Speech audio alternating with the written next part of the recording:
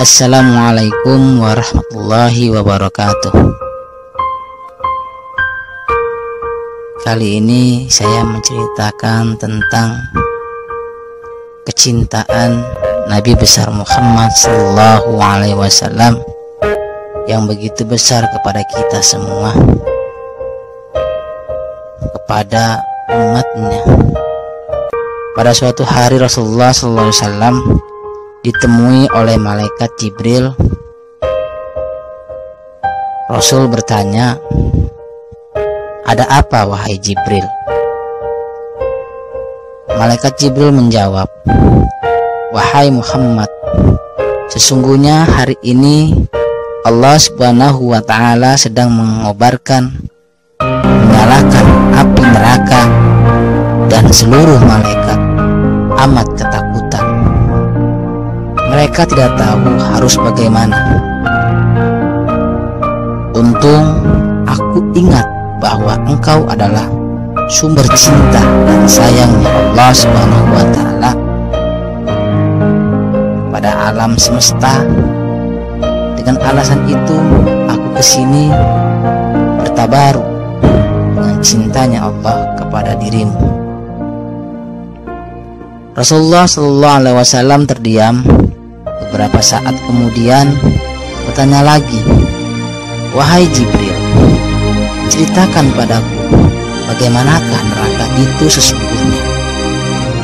Lalu Jibril menjawab, "Wahai Muhammad, neraka itu bagaikan lubang-lubang yang terdiri dari 7 tingkat, dan jaraknya antara satu lubang itu dengan yang lain ialah perjalanan 70 tahun.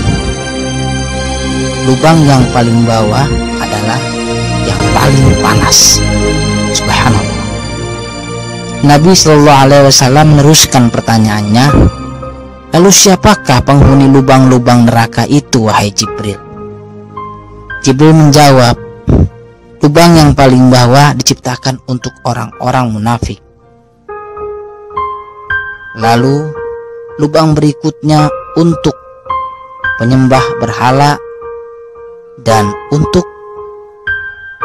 penyembah bintang dan matahari." Jibril terus menerangkan penghuni tingkatan neraka hingga lubang yang kelima. Lubang yang kelima tempatnya umat Yahudi, dan yang keenam dihuni oleh umat Nasrani. Setelah menjelaskan penghuni keenam dari 7 tingkatan, Jibril diam dan agak lama untuk menjawab pertanyaan baginda. Rasulullah SAW penasaran dan bertanya kembali, "Wahai Jibril, siapakah penghuni neraka yang ke-7?" Jibril tetap diam dan tidak sama sekali menjawabnya. Baginda Nabi besar Muhammad Sallallahu Alaihi Wasallam mengulangi pertanyaannya, tapi Jibril tetap diam. Rasulullah Sallallahu Alaihi Wasallam tambah penasaran dan mendesak Jibril agar dijawab pertanyaannya. Akhirnya Jibril pun berkata, "Umatmu wahai Muhammad, mereka itu para pelaku dosa besar di kalangan umatmu, yang dimana sampai mereka mati belum sempat bertaubat. Dan lubang yang ke-7 itulah tempat umatmu." Mendengar jawaban Jibril, Rasulullah Sallallahu Alaihi Wasallam langsung jatuh pingsan. Jibril merangkulnya dan meletakkan tubuh baginda di atas pangkuannya. Tak berapa lama kemudian, Rasulullah Sallallahu Alaihi Wasallam sadar dan langsung menangis, bersimbah air mata. Dengan terisak-isak Rasulullah Sallallahu Alaihi Wasallam mempertegas pertanyaannya, "Wahai Jibril, apakah benar ada di antara umatku yang masuk neraka?" Jibril menjawab, Benar wahai Muhammad, pelaku dosa besar di antara umatmu yang belum bertaubat. Setelah itu Rasulullah SAW langsung menghadap kiblat dan sujud kepada Allah Subhanahu wa Ta'ala. Dalam isak tangisannya, sesekali dengan suara pelan beliau membisikkan kata-kata, "Ummati ya Rabb, ummati, ummati, ummati."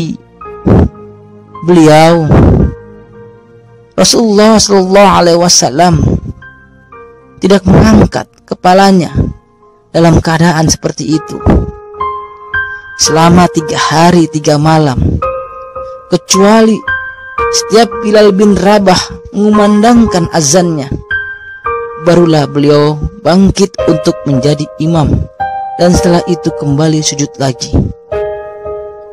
Pada hari ketiga, Abu Bakar radhiyallahu anhu menyadari hal ini. Beliau mengetuk pintu rumah baginda Rasulullah SAW dan mengucapkan salam sampai dengan 3 kali salam, namun tidak ada jawaban. Lalu Abu Bakar radhiyallahu anhu sedih dan berseru di depan pintu Nabi Muhammad SAW, "Apakah ada jalan untuk masuk ke rumah Rasulullah?" Tetap tidak ada jawaban. Lalu beliau menangis dan melangkah pulang. Di jalan beliau bertemu sahabat Umar radhiyallahu anhu. Lalu beliau mengatakan, apa kata Umar? "Mengapa engkau menangis wahai Abu Bakar?" Ketika beliau bertemu dengan Abu Bakar. Lalu Abu Bakar radhiyallahu anhu menceritakan keadaan Rasulullah SAW. Maka Umar pun melangkah menuju rumah Nabi dan terjadilah hal yang sama. Umar pun pulang dan menangis. Lalu Umar di jalan beliau bertemu Salman Al-Farisi radhiyallahu anhu.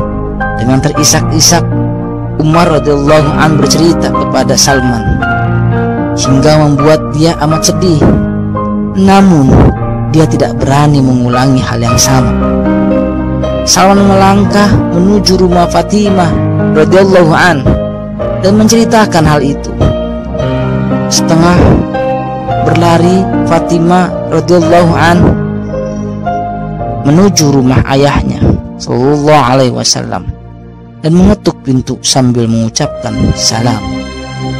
Mendengar suara lembut putri tercintanya, sejuklah dada Nabi Muhammad SAW. Lalu bangkit dari sujud dan membuka pintunya. Alangkah terkejutnya Fatimah melihat baginda Nabi besar Muhammad SAW yang amat urus dan pucat mukanya. Fatimah lalu memeluknya, lalu menangis. "Wahai ayahanda, apa yang terjadi? Mengapa engkau amat sedih seperti ini?"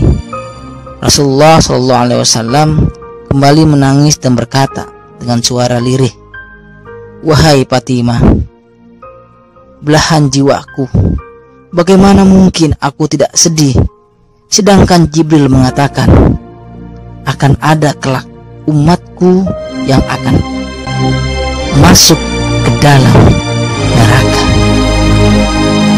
Begitu besar kecintaan baginda Nabi Muhammad SAW pada para umatnya.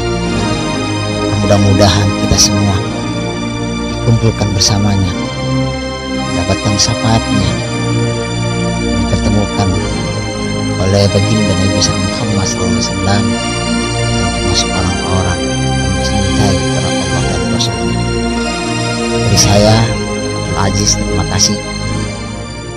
Billahi taufiq wal hidayah. Wassalamualaikum warahmatullahi wabarakatuh.